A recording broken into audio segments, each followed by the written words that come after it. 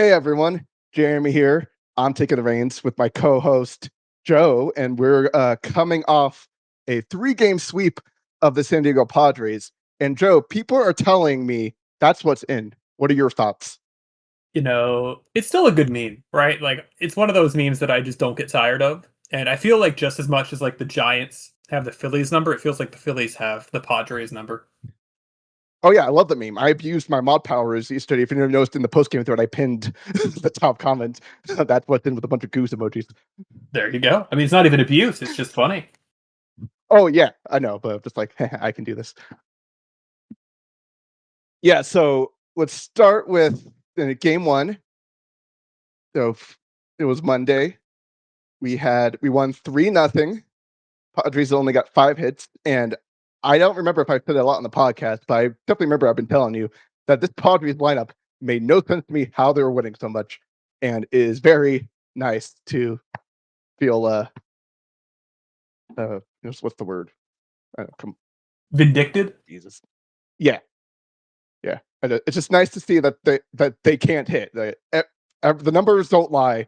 This baseball team cannot hit. I mean, I the mean, thing you is, have Ty France at 852 OPS, and then 792 on Duhar, and then everything's 7 and below. yeah, I guess like the one thing that I question is like, there's no way that Fernando Tatis Jr. is going to go the entire year without hitting a home run, right? Like Jackson Merrill is playing well below what I would consider to be his expectations, right? Like there's avenues in which I can see the Padres offense getting a whole lot better. But right now they totally suck. You're right. Like they are a brutal, brutal watch right now. I mean, Jackson Merrill had a great rookie year, and last year he was okay. Could he just be one of those 1-year wonders that just can't take the next step?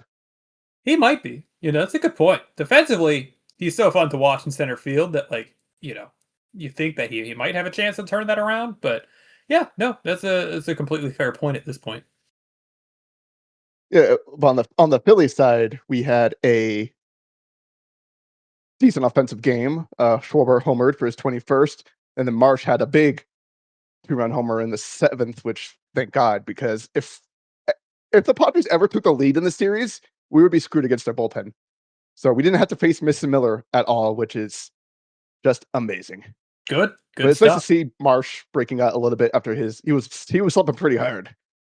Yeah, I think we always have a tendency, like any baseball fans, to ride a little bit too hot when they're going well, and then go a little too cold when it's not going well. But the truth is usually in the middle. Like Marsh is probably not as good as he was in the beginning of the year, but he's also not as bad as he was for a few weeks there, right? Like I think he is what he has pretty much always been, which is like a very good long side of a platoon. Yeah, but it's just frustrating though when he's struggling. He's just swinging at the fastballs at his eye level. And I remember it was really I can't remember what series it was recently, but there was a strike called at a ball very high, but he had challenged it because I realized he actually does think that's a strike. Yeah. Yeah. How do you feel about ABS now that we're like, a third of the way into the season? Has your opinion changed on ABS at all? No, I like it, and I was right about Harper being absolutely god awful with it. Sure.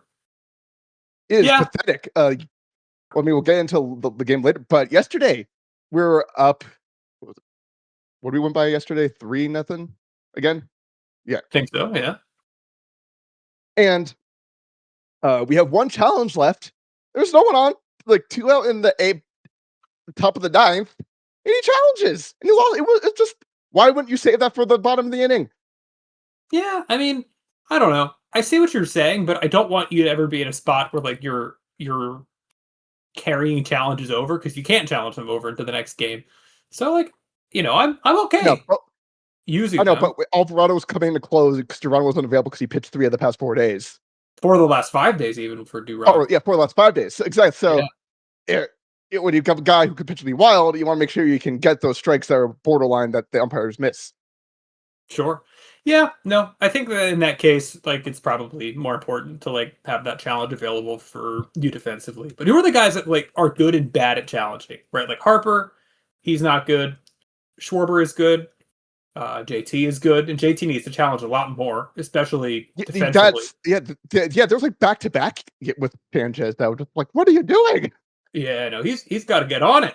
Bohm is bad. Crawford is bad. I feel like that's pretty much who stands out to me. Garcia is actually pretty decent at it.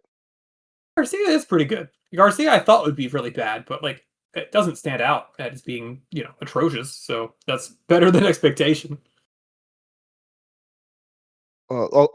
Savant has an ABS challenger. Here we go. Okay, let's see. Number 7 is Schwarber, so that's good. Number 7 best on the Phillies or best in like the league? No, overall. Oh, okay, overall. Yeah. Okay, let's just. Can we go? Is there a way to just do it by freaking level? Team. Hello. God, this is way too complicated. All right, Bohm is actually top 50. He's 38th. Really? Yeah. Maybe it's that I just noticed the emotional challenge because it feels like he challenges a lot of the time when he's like not going well. Yeah, he's won 4, lost 2. Okay, yeah, I'm wrong. Way to go, Alec. Schwarber's won 9, lost 5. Okay, I'm just sorting it by team. Oh, this is ridiculous. If you sort it by team, it puts like the numbers still alphabetical or numerical order. So whatever. Let's just see. I know my alphabet. Here we go. Okay, so Schwarber 64%, Bowman 67%. Sosa is 100%. That's funny. He's 2 for 2. Small sample size, baby. Stott's only 1 for 2. I mean, okay. He's not as bad as you would probably think. He's only missed 1. Fair enough. Adolis is 4 for 8, so 50%. And then Marshawn Moore or 1 for 1, and GT is 0 for 1 as a batter. Okay. It feels like in general, the Phillies are trying to like have their challenges available for their best players to use. Like it seems like Harper is 2 for 10. Yeah. He is very bad at it. Which isn't a surprise in my opinion. Like I don't know. I would have been surprised if Bryce Harper was a good challenger. But he walks a lot, so it's just weird. Yeah, but so overturns versus expected. So net ABS overturns more than expected by a player, seeing identical pitches, only challenges by player. He is minus 4.1. Yeesh. At some point, that's going to be incorporated into WAR. Like we're going to have what each challenge is worth as a win, and depending on how your challenge percentage compared to expected is, it's going to affect your WAR. Bank on that in the next decade or something. Yeah, Bryce Harper is 5th worst. Who's worse than Bryce Harper across the league? Okay, you have number 1 is James Wood, number 2 is Josh Naylor, Andres Jimenez, and then Marcio Dubon. Okay. I guess James Wood surprises me, but thinking about it, he's such a tall guy, and maybe his frame just makes it so that more pitches or strikes. I don't know. Well, he doesn't walk a lot, so yeah. I guess he walks more than I expected. But he's really gotten a lot better. He's one of the best hitters in the league this year. He's really improved. Yeah, but he's 78 strikeouts in 57 games. It's just One thing on Harper, I just remember that when everyone was ragging on Howard in Howard's prime because he struck out so much and how he's gonna be the first person to break 200 strikeouts. He never broke 200 strikeouts, and now no one cares when people do it. Oh my god, that's a great point. And we used to talk so much about the 200 strikeout mark, right? Like Adam Dunn got shamed for hitting 200 strikeouts regularly. It felt like, but nobody cares. I don't think Adam Dunn ever. If he did, it was at the very end of his career.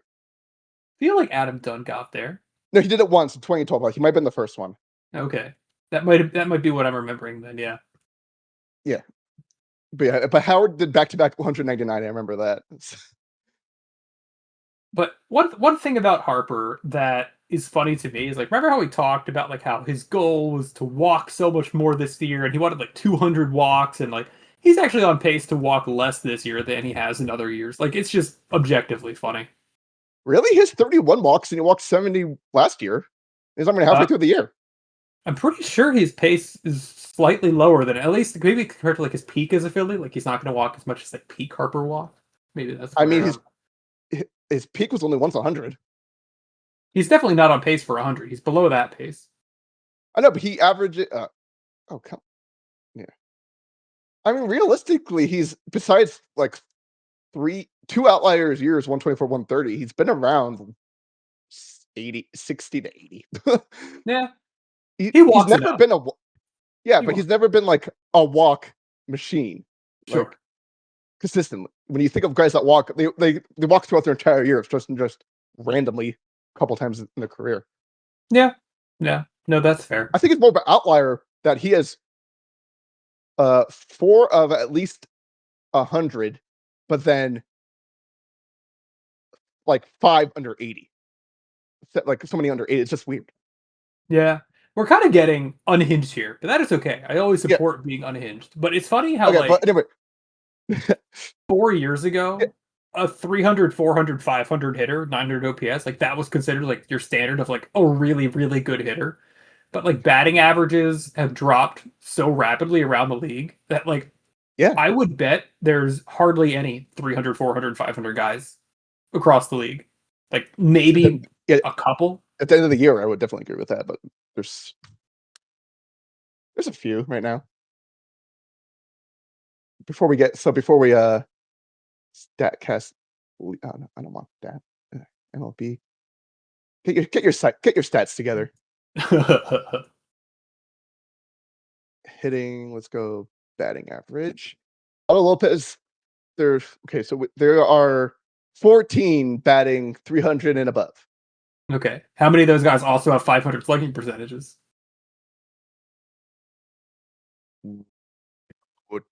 Two, three, four. Okay, you have Jordan Alvarez, Drake Baldwin, Andy Pages, and Jordan Walker. But Jordan Alvarez is going. Is he on the IL now? He's going to be.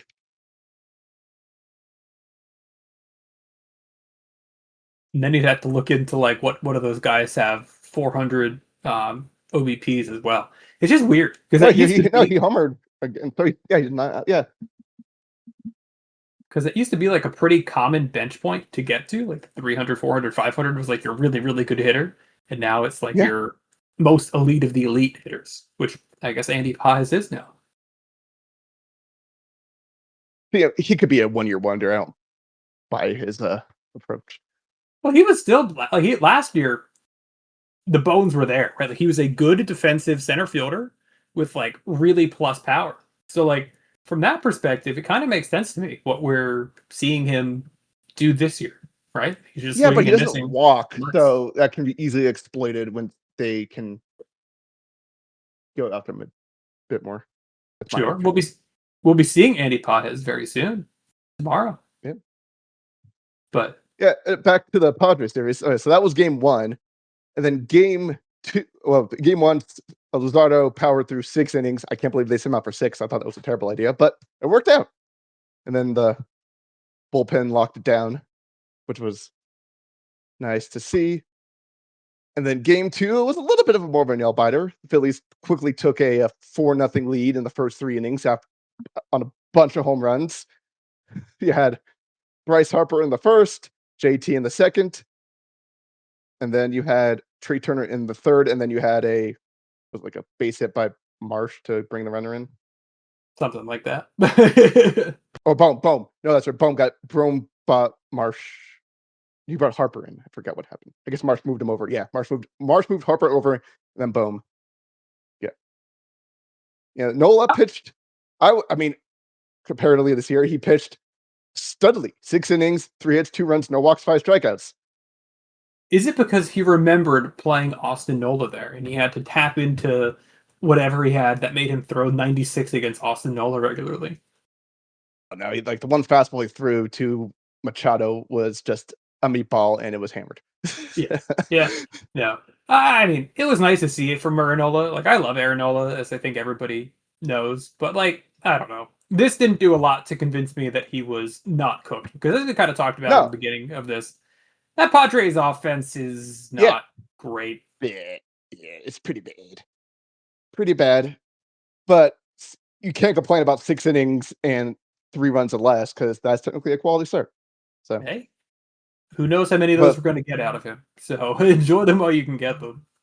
yeah, Brad Killer continues his robbing of the Phillies front office. He gave up a home run, the first batter he saw, and then 3 outs in the eighth before Duran locked down the save again. Yeah, And of course, Keller's talk the about guy they Keller. gave 2 years to. Like of all the guys that they, had as free agent relief pitchers that they gave these 1 year deals to. I think I know. everything was a 1 year deal since Brom's extension. Of course, Brad Keller is the one that they gave multiple years to. And the thing is, like, he looks pretty good when you look at like Savant still, but like looking at your eyes, that's not what my eyes tell me. Yeah, yeah, it's not good, and he gets giving up. He seems to be getting killed like crazy, but his ERA is under 4 still. But I, it, he's a heart attack out there, and pin in the butt. Yeah, and I ERA, mean, like you almost can't even look at ERA for relief pitchers, right? Like for the Padres, like yeah, Adrian Morejon is like an elite relief pitcher, but his ERA is like 4 or 5, probably because he got shelled in like yeah, one outing, and it's like yeah, okay, like this guy is still really good. Everything else tells you that. You watch it and you see that. So let's toss out ERA for relief pitchers all of a sudden. yeah. I agree with that. But the most important thing about that game, where'd it go? Duran now has 11 saves on the year, and that gives him 27 as a Philly. And you know what that means? Want to take a guess? I know you're talking about how close he is to Papelbon. Yes, 97 more to go. Let's think about Yeah. this. So he has 11 this year so far. He missed some time with injury, right? So like, But maybe no, no, no. Even if he was there, we didn't win a game when he was out. it's a good point. Let's say he's on pace for like 30 this year then, okay? Which probably sounds about right, 30 saves. You would have to extend him. You would have to pay for a Duran extension if you wanted him to pass Papelbon. Do you think Yep. they are going to give him an extension? I mean, I want it. How much Like, would you pay? uh, Duran right now, how old is he? He is 28. He'll be 20, end of 29. He'll be a free agent. I mean, end of 28. I mean, he'll be 29 when he's a free agent, 28 season. Oh God. Sure. So I'd give him 5 years. I guess. I don't know. I'm almost against as a concept giving a relief pitcher 5 years. Yeah, but we lived through 2020 through 2022. So This is true. Like your hand might be forced. And if you're giving like a relief pitcher $120 million, like I know that you look at the relief pitchers across the game and you could like make an argument that Duran is better than any of them that aren't Mason Miller. I don't think I would have Duran number two, but he would be, somewhere amongst the top 10 relief pitchers in the game for me. I guess you can make an argument that that is worth 5 years, $100 million, but like, I don't know if I would feel good giving out that contract, if that makes sense. yeah, yeah, but not my money. We don't know everything will look like. The MLPA gave uh their first draft of a CBA that they would want to the owners. Oh, joy. Oh, Yeah, also joy. I think it's pretty funny. Like the owners like got mad, like threw the Dodgers under the bus. It's really funny. I Like, think oh, next year we're gonna have like a lot of time to talk about the CBA stuff. It's gonna oh my god. I hate it. But go ahead, sorry, I yeah, interrupted you.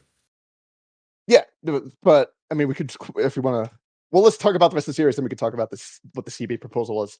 Let's go. Okay, yes. In the final game yesterday, Christopher Sanchez. 7. Was it 7 or 6? It was I God. have too many tabs open. What was Yeah, it? 7. 7 shutout innings, 6 hits, no walks, 9 strikeouts. ERA 1.47. What's his scoreless streak at now, Joe? It's in the 40s, right? Like he is past Like Grover 40, Cleveland like Alexander. 40, 44, right? It's incredible, genuinely incredible stuff. 44 and 2/3, but they don't count 2 points of an inning anymore For some reason. so it's 44. It makes sense. We give up a run and like in the inning, but get 2 more outs. Does that really count as scoreless inning? No, it doesn't. Yeah, I guess. Do you think he breaks Hershiser's record? But how far away is he right now? So Hershiser's at 59. He's at 44 in Northern 2/3. Yeah, so you're realistically talking like 16 more innings. three So starts, probably two and restart. change. Yeah. So his next starts, who do they line up against? Right, he's missing the His Dodgers. next start is the Padres at home. His next start's the Padres at home, right? So that's probably a good thing. Like that probably is something that we'll feel pretty good about. And then after that, he will go against the Blue Jays in Toronto, I think, if I'm looking at this all right. And then after that, against the Brewers in Milwaukee. So, I don't want to be the guy to bet against Chris Sanchez right now. And I don't know. Something about me, maybe irrationally, is telling me he's going to pull it off. Well, if he loses it in the Blue Jays, it doesn't count because it's in Canada. I think we all agree on that. Oh, is that how it works? Okay, cool. It works with me. I am just so worried that Tatis is going to hit his first homer off him to end it. It'll just be the funniest thing. Well, Tatis is just like completely different as a hitter now. Like, I'm with you. Like your first instinct is like, he had a major shoulder and wrist injury. yeah, yeah. Can't, Also the can't lift the steroids. ball. I was going to make a joke about that, but you beat me to it.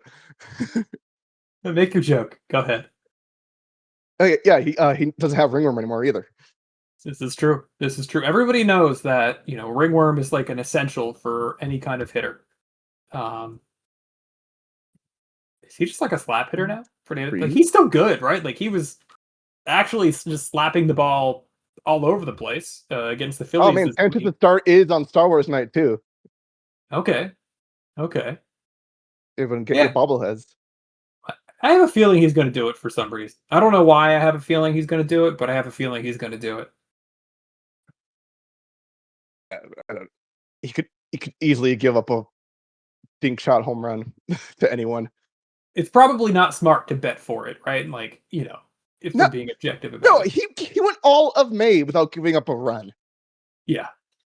Like the likelihood he would have to go 60 innings without giving up a run. He's most of the way there, though. I know, but then it like no one pitches 200 innings anymore. So that is like 180. You would say like, oh, that's really high. That's a third of the year. Well, he's already at like a quarter of the year. I know. It's just. And now I saw some dumb Brewers fan being like, oh, Mizorowski should get pitcher of the month because he doesn't give up any hits and he strikes out everyone. The guy goes only 5 freaking innings. Like, yeah, but he has allowed runs this month too. He has. Yeah, but he's give up less hits, but he's only had like I think a couple more strikeouts than Sanchez, but Sanchez has pitched 8 more innings. Yeah. Sanchez and overall, Sanchez has 15 more innings. And I just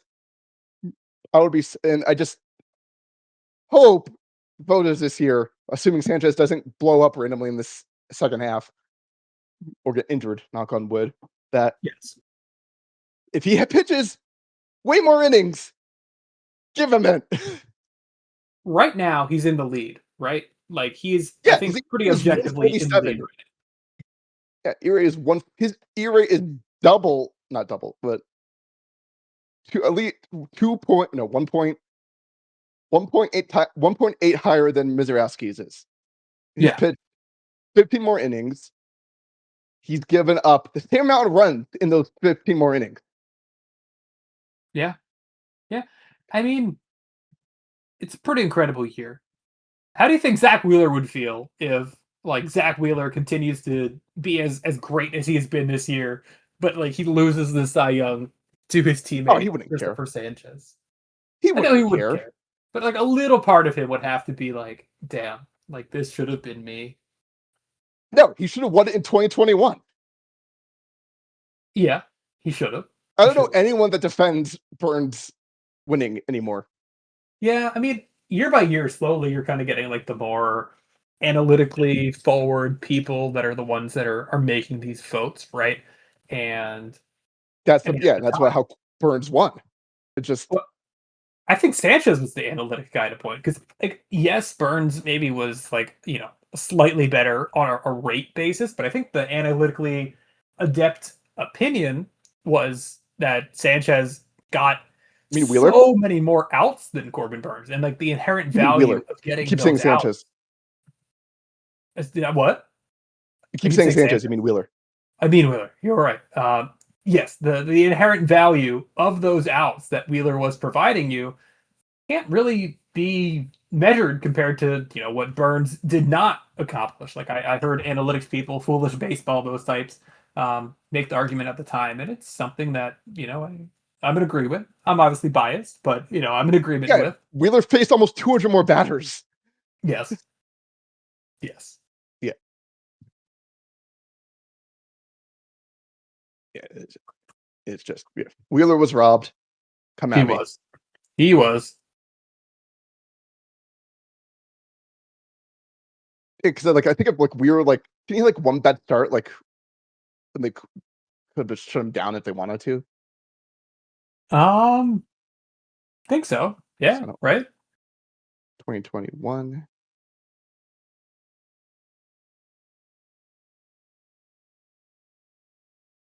Yeah, he had back-to-back bad starts in August.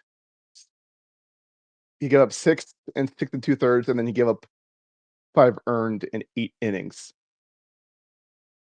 And how weird is it that 2021 was 5 years ago? Like, I don't like Put that your mouth. fact very much. Put your mouth. Okay, you want to go there? You know how like Simpsons are a floating timeline and everything. So now Marge and Homer are millennial. I hate that fit. That's something. That is something. Are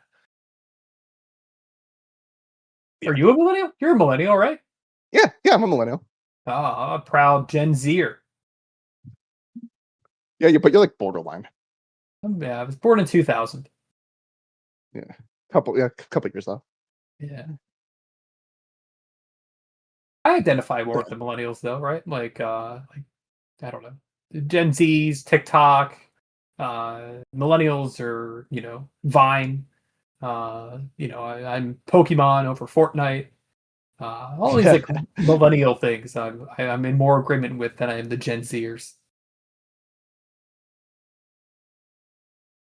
yeah.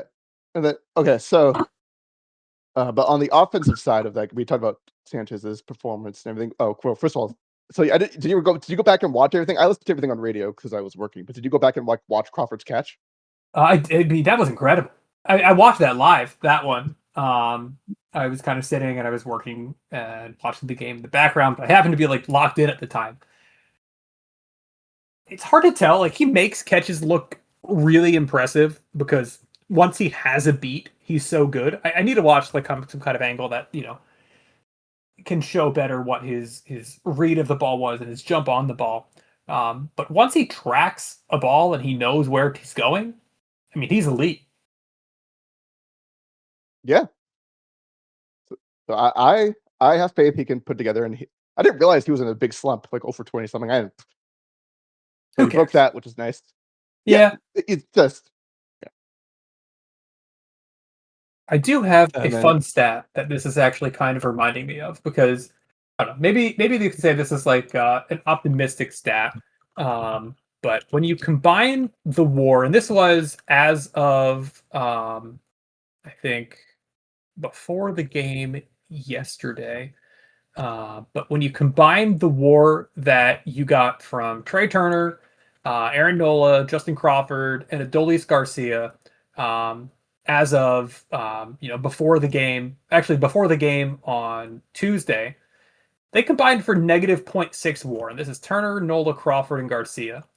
If I told you that after Memorial Day, those four players combined would be worth a negative amount of WAR, you would think that things were going really poorly for the Phillies. And maybe that's a sign that there's a lot of room for them to improve as they kind of move and progress through this season. Yeah. Yeah. I mean, you're not even including Bowman in that.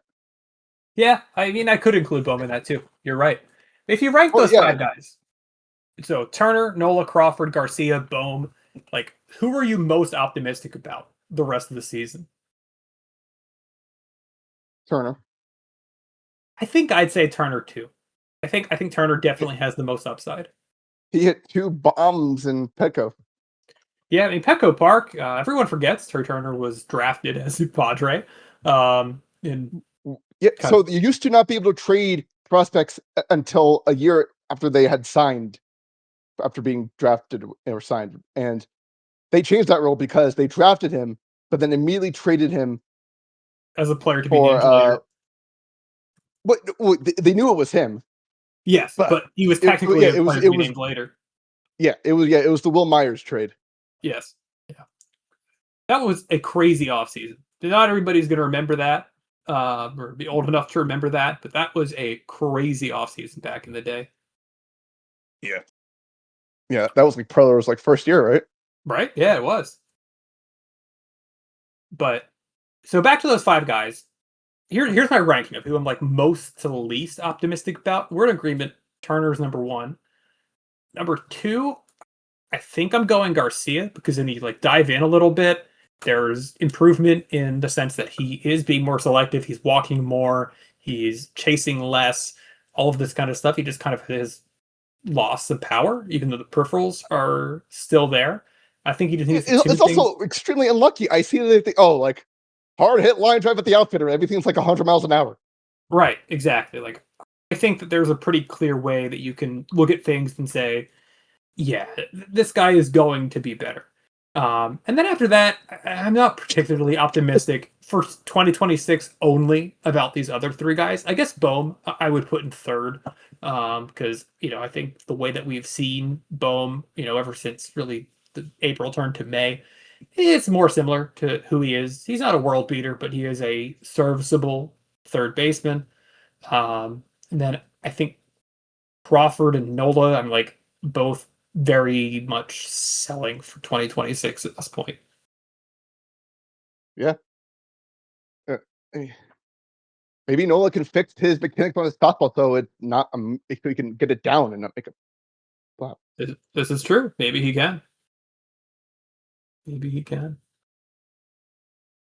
Feels sad. I don't like being out on Aaron Nola because I was like such a big Aaron Nola defender for like a very long time, and I Everyone don't was. like being down on him like I am now.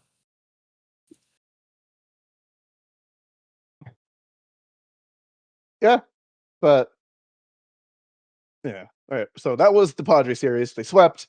They never sweep. It's a miracle. They did it. Praise praise Elmo. Praise Oh, Elmo. yes. They did it. I mean, it really Oh, is and incredible. yeah. Oh, and then I know you, since you refuse to standings watch, I did it for you.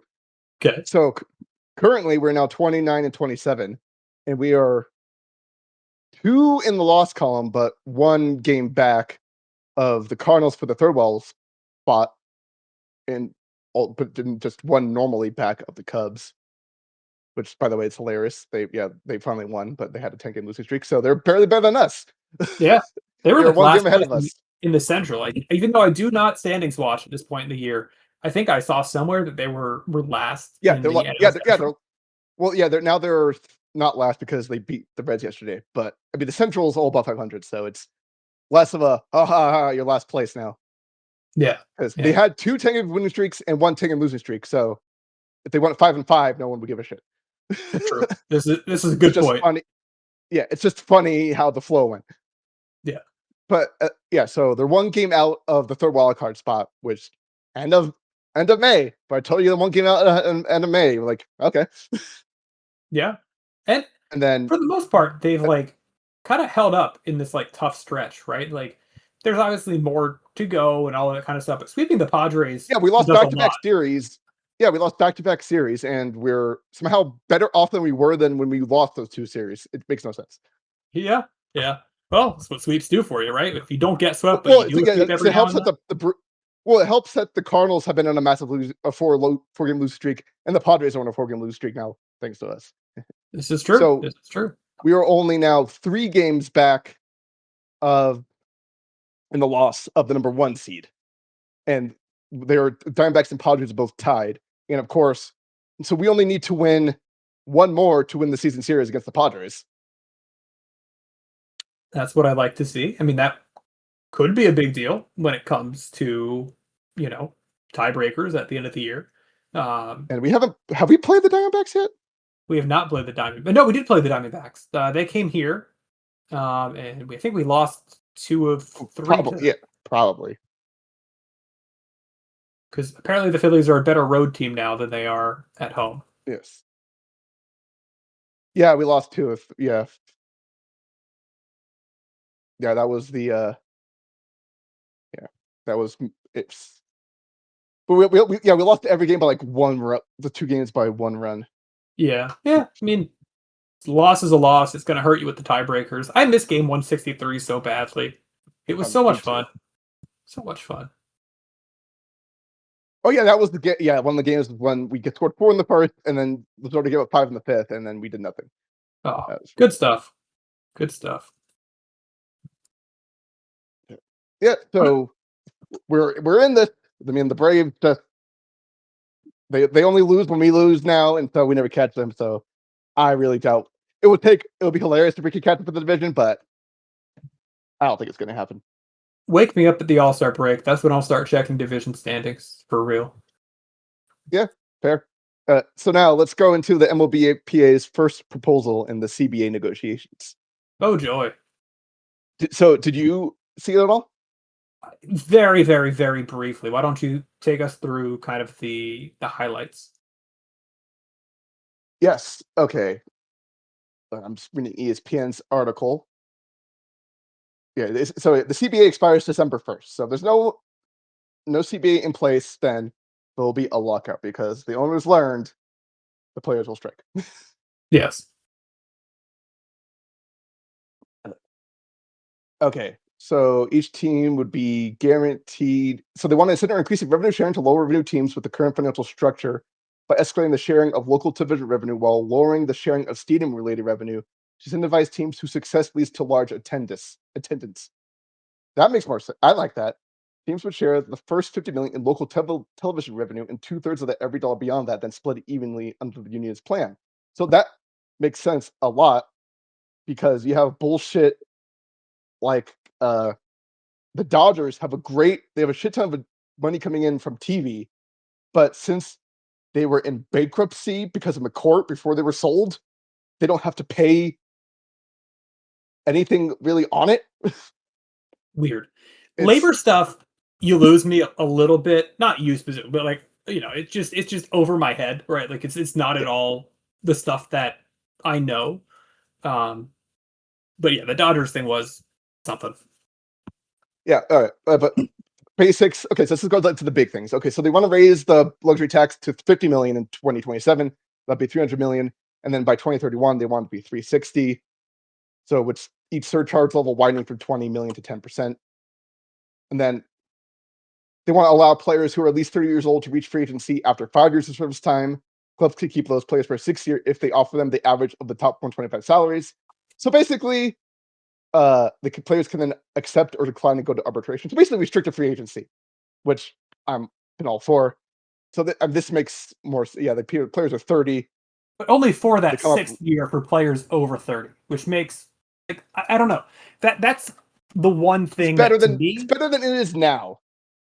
Yes, but I honestly thought the players were going to ask for a lot more on that side. Like, Well, this is only the it's also the first negotiate. They just yeah, I'm surprised they didn't shoot for the moon for like I would exactly, have been like I would have been 4 years and then restricted free agency. No, exactly. boom. Like, because they're not going to go further apart. You wouldn't expect as like it gets closer. Like it is an Yeah, encouraging sign to me that that first because there is no reason for any side if you look at the game theory to give like a real competitive offer because there is so much time left. But the fact that that is all that they're asking for in May to me does make me slightly more positive. Again, I don't know what I'm talking about, but that is how I'm feeling about it.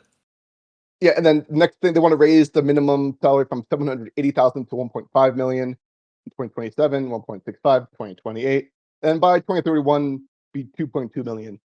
I'm okay with getting it like to a million, but I think the 2.2 million 2031 that's a little high.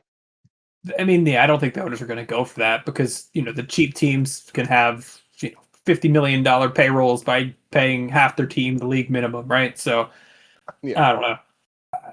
and they want to remove non-financial CBT penalties, which include for forfeiting draft picks. That one will be removed. That's that. That's what we call a wedge issue. A wedge Yeah, issue. The political sense is something that like everything in one side agrees with, and that some of the other side agrees with too. Some owners are going to be all for that, right? Like John Middleton probably absolutely wants to get rid of those punishments for going over the luxury tax. But do you think like Bob Nutting does for the Pirates? Like, probably not, right? Like that could wedge the owners in some way. I know, but it's like baseball got such a fucking crap, dude, that I really don't care either way. Sure, and I'm kind of with you, right? Like the rules are going to be the rules, and you have to deal with it. And then they want to eliminate the qualifying offer, but basically they want to make it like the comp pick in football. Teams will still receive draft picks upon losing free agents, but no longer forfeit draft picks for signing players. I uh, I like that. Yeah, That makes I mean, sense. it's the qualifying offer is so stupid because like players end up getting paid less than what they're worth because their market is essentially getting tanked by the fact that they have the QO attached to them. I don't know. Like, Okay, or do you remember? Do you remember what it was like before qualifying offer? that was like before my time of like being super in the weed with things like I Yeah, no, am so, now. so a quick, so it was basically it was arbitration. It was just arbitration, and then free agents were ranked into tiers. You had like A, B, and C. Yeah, like it was before. It was I was just like at the I was really paid just really at the end of it, and so basically, if you were type A free agent, if someone signed them, then you lost a first round pick. Like Mark Teixeira, for example, was a type A free agent, and that's why the Angels got another first round pick and how they got Trout.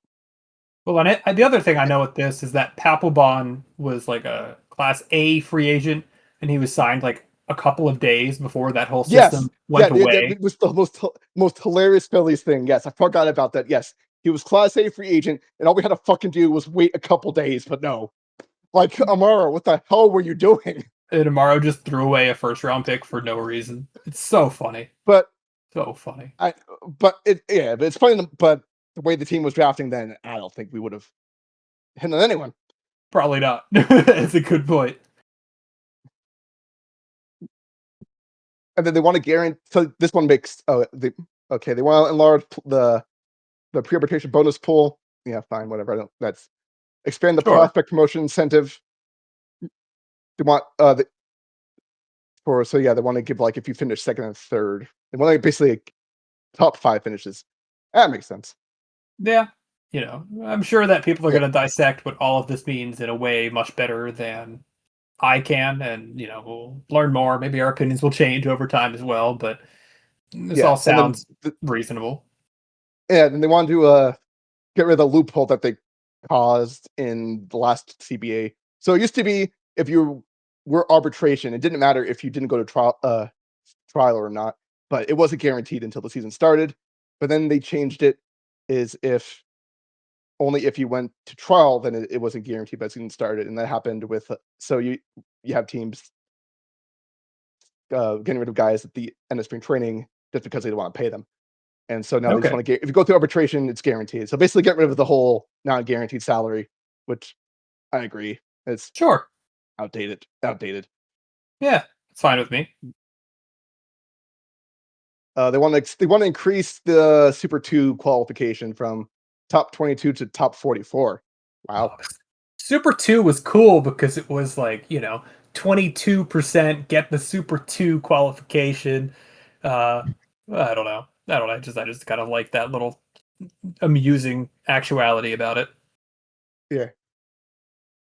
But so, but I think it's smart that they're doing this because if they can't get, they're not going to get the restricted free agency one, but getting players to arbitration faster will be better for the players. So, Yeah. Yeah.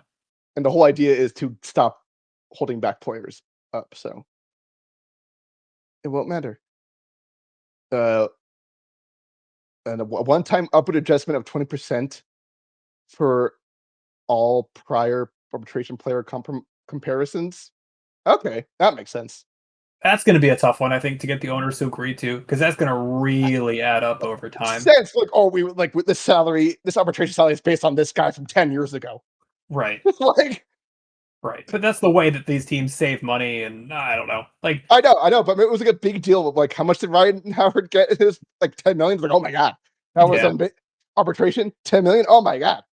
That was a whole different time, though, it feels like at this point. Yeah, but and then they wanted to expand the draft lottery from 6 to 8 teams, and then create a minimum tender of 3 million in arbitration. Yeah, interesting. Huh. So